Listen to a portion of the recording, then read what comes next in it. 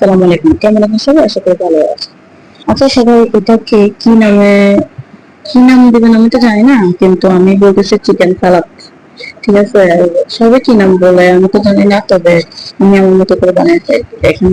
প্রথমে মুরগির মাংসগুলোকে পরিষ্কার করে একটু অল্প লবণ দিয়ে সিদ্ধ করে দিয়েছি। সিদ্ধ করার পর আমি মিয়োনিজটা বানাইছি। আসলে মিয়োনিজের ভিডিওটা স্কিপ হয়ে গেছেন।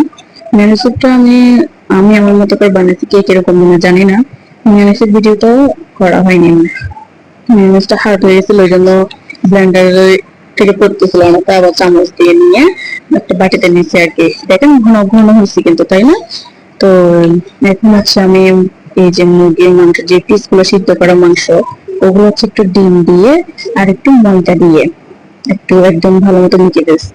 মেখে একটা প্যানের মধ্যে তেল দিয়ে আস্তে আস্তে করে একটা একটা করে সবগুলা পিস সুন্দর করে দিয়ে দিচ্ছিলাম আর কি। তারপরে একটু ভালো করে লাল লাল করে, যতক্ষণ পর্যন্ত লাল হবে না ততক্ষণ একটু ভেজে নেবেন তেলে, তাহলে একটু দেখতে সুন্দর হবে, তাই না? তো আমি তেলের মধ্যে সবগুলো দিয়ে দিলাম। দেওয়ার পর আস্তে আস্তে করে নাড়াতে নাড়াতে সবগুলো হচ্ছে লাল লাল করে ফেলতেছি। এগুলো খেতে সবার কেমন লাগবে জানি না, কিন্তু আমরা যে বানাইছি আমার মাশাআল্লাহ অনেক বেশি ভালো লাগছিল।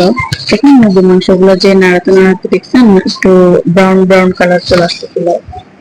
কালার গুলো সুন্দর করে যখন ভালো মতো লাল, মোটামুটি ব্রাউন কালার শুরু হলো, তখন আস্তে আস্তে করে আমরা প্লেটে নিয়ে ফেলবো।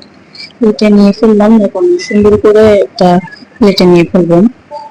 দেখেন প্লেটে সুন্দর করে সবগুলো সাজিয়ে ভালো করে সবগুলো নিয়ে নিয়েছে। এখন হচ্ছে কিছু বাদাম একটু লাল লাল করে নিতে হবে, ফ্রাই প্যানে একদম শুকনো প্যানে একদম ভালো করে কাজু বাদাম, কাঠবাদাম, চীনা বাদামটা আমি স্কিপ করেছি, আপনার চাইলে চীনা বাদামটা দিতে পারেন। কাজু বাদাম, কাঠবাদাম আর কাজু বাদাম লালটা সাদাটা দুটোটাই দিতে, মোট তিনটা। এগুলো একটু লাল লাল করে ভেজে নিব। ভালো করে ভেজে নেওয়ার পরে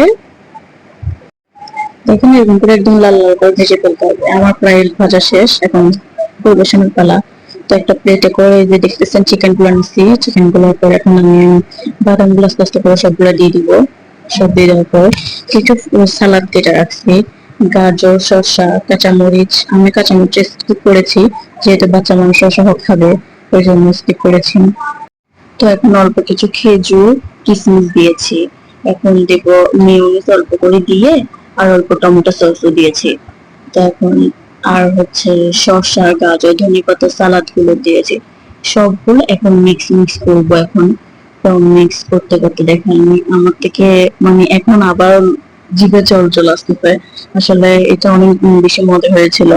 তো মিক্স করতে করতে লাস্টে আবার সালাদ আর মেয়োনিজ দিয়ে সুন্দর করে পরিবেশন করেছি। সবার কেমন লেগেছে আমাকে জানাবেন। তো যদি এটা ভালো লেগে থাকে আমাকে কমেন্ট করবেন ইনশাআল্লাহ। আসসালামু আলাইকুম, আল্লাহ হাফেজ, ভালো থাকবেন।